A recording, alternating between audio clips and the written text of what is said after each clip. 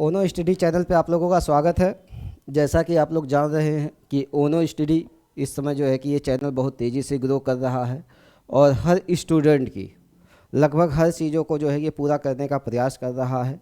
और आप लोग आने वाले समय में ओनो स्टडी चैनल के माध्यम से जुड़कर अपनी सारी तैयारी जो है घर बैठे अपना जो है कि मोबाइल के माध्यम से या जो भी आपके पास इक्विपमेंट हो उसके माध्यम से आप घर बैठे ये तैयारी कर सकते हो। इसके लिए आपको ना तो पैसे खर्च करने की ज़रूरत है, ना ही जो है कि शहर में जो है कि निकल के जाने की ज़रूरत है। आप जो है तो घर बैठे जो है एक अच्छे प्लेटफॉर्म के माध्यम से जो है कि तैयारी कर सकते हैं और उसमें एक अच्छा जो है माध्यम आपका जो है कि है आपका ओनो स्टडी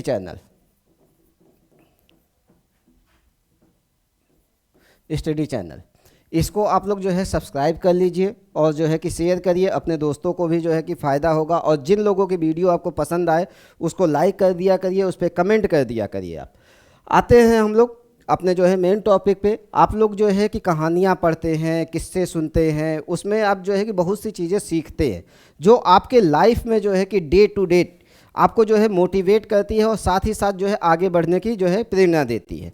आप लोग जानते हैं कि विश्व का सबसे बड़ा जो है कि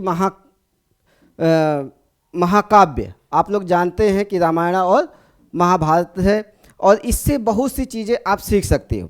जैसे आप जो है कि महाभारत को उठाओगे तो महाभारत का हर एक पात्र जो भी है उसमें हर जो पात्र है कुछ ना कुछ आपको सिखा के ही जाता है। महाभारत आप उठा के देखिए, कोई ना कोई चीज़ जो है आपको वो सिखाएगा ही सिखाएगा। उसी में से 3-4 कैरेक्टर हैं। एक है सुदामा, एक कैरेक्टर है आपका अर्जुन, एक कैरेक्टर है आपका जो है कि कृष्ण और एक कैरेक्टर आपका है दुर्योधन। इन कैरेक्टर्स को अगर आप देखोगे तो ये बहुत सी चीज़ें आपको सिखाएंगे। जैसे दुर्योधन हमेशा आम लोगों के साथ जो है कि रहना पसंद करता है और वहीं पे अर्जुन हमेशा एक जो है ब्यूरोक्रेसी और जो है कि एक्नोक्रेसी जो होती है उसके साथ, जो अभिजात्य वर्ग होता है उसके साथ रहना पसंद करता है। आप जानते हैं कृष्ण जी का वो किस्सा जो है कि आपको पता ही होगा, जब महाभारत का युद्ध छिड़ने वाला होता है और जब वो महाभारत का युद्ध छिड़ने वाला होता है तो दुर्योधन और अर्जुन दोनों कृष्ण के पास पहुंचते हैं। दुर्योधन जाके सिरहाने पे बैठ जाता है कृष्ण भगवान के और जो है अर्जुन पैरों के पास बैठ जाता है और उनकी निगाह जो है कि क्या होता है, जब भगवान श्री कृष्ण उस समय सोए हुए होते हैं, जब उनकी निगाह खुलती है तो सबसे पहले जो है किसको देखते हैं, सबसे पहले अर्जुन को देखते हैं क्योंकि वो पैरों के पास बैठा हुआ था। अर्जुन से हाल चाल पूछते हैं, आओ भगत होता है, दुर्योधन से भी पूछते हैं। खैर ये सब बात आई गई होती है। फिर आता है कि भाई अब महाभारत तो होना ही होना है, ये बात तो एकदम तय हो चुकी है। तो अब जो है ये होता है, भैया कृष्ण आप किसके साथ में रहोगे? तो कृष्ण जी जो है कि दोनों विकल्प रखते हैं कि भाई देखो दोनों मेरे पास आए हो तो जाहिर सी बात है दोनों को कुछ ना कुछ चीज़ें मिलनी ही चाहिए। तो सबसे पहले वो दुर्योधन से पूछते हैं। दुर्योधन कहता है ऐसा है, कृष्ण जो है 2 विकल्प रखते हैं कि भाई एक तरफ तो केवल मैं रहूँगा अकेले और दूसरी तरफ मेरी सेना रहेगी। दुर्योधन से पूछा जाता है, सबसे पहले वो कृष्ण से पूछते हैं। कृष्ण कहते हैं कि भैया मुझे सेना की क्या ज़रूरत है, आप ही रहिए, क्योंकि आप जिधर जो है कि रहेंगे जीत तो उधर पक्की ही है। और दुर्योधन उसी समय मन ही मन खुश होता है कि चलो अच्छा हुआ कि इसने कृष्ण को मांग लिया, हमारे पास जो है कि सेना रहेगी। और जो है क्या होता है, सेना क्या है, आम लोगों का प्रतीक है और दुर्योधन आम लोगों को लेकर चल रहा है। और वहीं पे अर्जुन क्या है, अभिजात्य वर्ग को लेके चल रहा है जो दिमाग से चलता है। और दुर्योधन क्या है, उन लोगों को अपने साथ लेके चल रहा है जिसको शारीरिक बल जो है केवल आता है। तो इसमें आप जानते हैं महाभारत में होता क्या है कि पांडवों की जीत होती है और कौरवों की हार होती है। बहुत सी चीज़ें हमें महाभारत सिखाता है। आप लोग गधे पे जो है कि दांव लगाते हो और चाहते हो कि गधा घोड़ा बन जाए, तो गधा कभी घोड़ा नहीं बन सकता है। गधा हमेशा गधा ही रहता है। दुर्योधन क्या है, दुर्योधन गधा है। वो दिमाग से काम नहीं ले रहा है, क्योंकि गधा दिमाग से काम नहीं लेता है। वो दूसरों के सुने सुनाए पे चीज़ों पे आता है। कि दूसरे ने क्या जो है कह दिया है, उसी को जो है मानता है, क्योंकि दुर्योधन को आप जानते हैं उसका मामा जो है कि वो करता था, गाइड करता था, और मामा तो इसीलिए आया ही था शकुनी, क्योंकि वह चाहता था कि कौरव और पांडव के पूरे वंश को खत्म करना चाहता था। आप जानते ही होंगे जब शकुनी की जो है पूरी कहानी आप पढ़ेंगे, उनकी पढ़ेंगे, क्या बोलते हैं, गांधारी की सारी कहानी पढ़ेंगे तो आपको पता चलेगा कि शकुनी क्यों आया था यहाँ पे। शकुनी जो है कि बर्बाद ही करने आया था, वो प्रण लेकर आया था कि जिस प्रकार से मेरी जो है बेइज्जती हुई है, मेरी बहन को जो है जिस प्रकार से यहाँ पे जो है कि अंधे के साथ शादी कर दी गई है, मैं इसका बदला लूंगा, उसके पूरे वंश को ही नष्ट कर दूंगा। तो शकुनी तो आया था और दुर्योधन उसी की बात सुन के चल रहा है। और जो कान के कच्चे होते हैं, सावन के अंधे को हमेशा हरा ही हरा दिखाई देता है, सावन के अंधे को हमेशा हरा ही हरा दिखाई देता है। तो दुर्योधन को भी हमेशा शकुनी मामा जो चीज़ें समझाता था वही चीज़ें उसको समझ में आती थी। इतनी बार उसकी हार हुई, चाहे वो लाछागिरी हो, चाहे जो है बचपन में भीम को मारने की जो है बात हो, चाहे कोई भी उसने जो है प्रपंच किया है दुर्योधन, उसमें क्या हुआ है, उसकी हार ही हुई है। लेकिन फिर भी दुर्योधन इस चीज़ को नहीं मानता है और मामा शकुनी के चक्कर में आके क्या करता है कि अपने भाइयों से ही युद्ध कर बैठता है। और भाइयों से जो युद्ध करता है आप जानते ही हैं, ना घर का होता है ना घाट का होता है, क्या होता है, पूरा वंश ही जो है कि क्या किया जाता है, नष्ट हो जाता है। तो ये सब चीज़ें आप पढ़ा करिए, ये सब चीज़ें आप सीखा करिए। जब तक इन चीज़ों को आप पढ़ोगे नहीं, इन चीज़ों से आप सीखोगे नहीं, लाइफ जो है कि आगे नहीं बढ़ेगी। जीवन में अगर सीखना है, जीवन में आगे जो है बढ़ना है, तो आपको क्या करना है, इन चीज़ों से सीख के चलना पड़ेगा।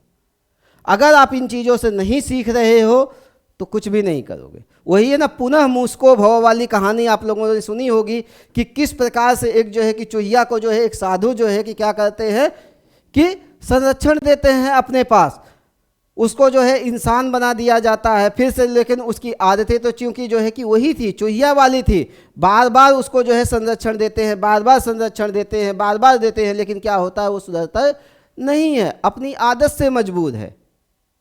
और अपनी आदत से मजबूर होने के कारण फिर से वो साधु क्या कहते हैं, पुनः मूसको भव, फिर से तुम चूहे बन जाओ, फिर से वही बन जाओ।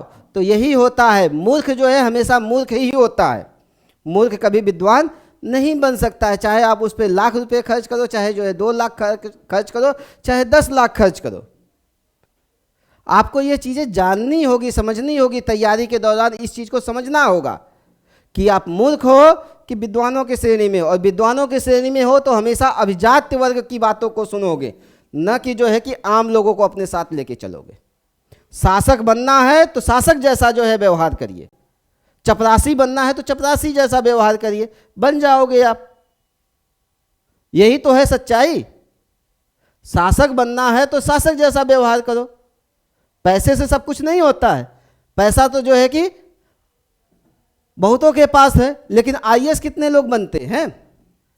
आईएएस वही बनता है जो डेडिकेट होता है अपने लक्ष्य के प्रति, जो समझदार होता है, जो वक्त के साथ चीज़ों को जो है समझते हुए चलता है, वही आईएएस बनेगा, वही पीसीएस बनेगा, वही सिलेक्शन लेगा। नहीं तो क्या होगा आपका, चपरासी जैसी जिंदगी जियो। चपरासी क्या, जो मजदूर जैसी जिंदगी जीते हो आप। जीवन में अगर सफल होना है तो इन चीज़ों को सीख लीजिए। लाइफ आपको बहुत कुछ सिखाएगी, पल पल सिखाएगी, और जीवन में हमेशा संघर्ष आएगा। कैलाश खेर को ले लीजिए, क्योंकि गाने में रुचि है, हाइट उसकी छोटी है, माँ बाप जो है सपोर्ट नहीं करते हैं, भाई बंदी उसका सपोर्ट नहीं करते हैं, निकल पड़ा वो घर से, नहीं जाना है मुझे घर, छोड़ दिया घर उसने।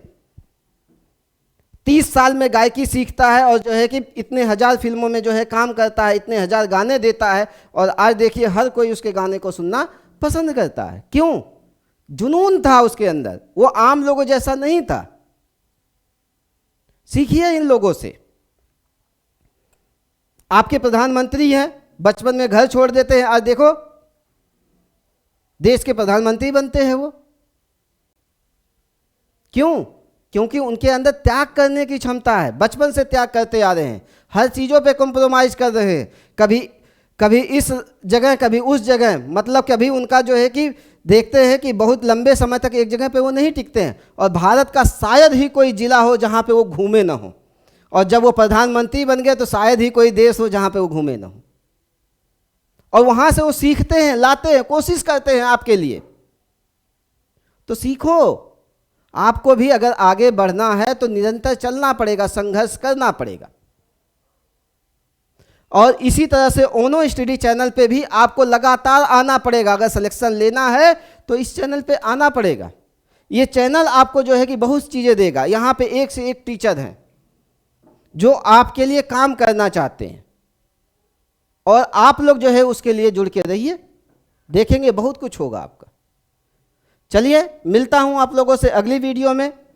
अगर वीडियो पसंद आ रही हो तो लाइक कर दिया करिए, चैनल को सब्सक्राइब कर लीजिए, और कमेंट करके ज़रूर बताइए कि क्या चीज़ें जो है कि और आपको चाहिए इस चैनल के माध्यम से।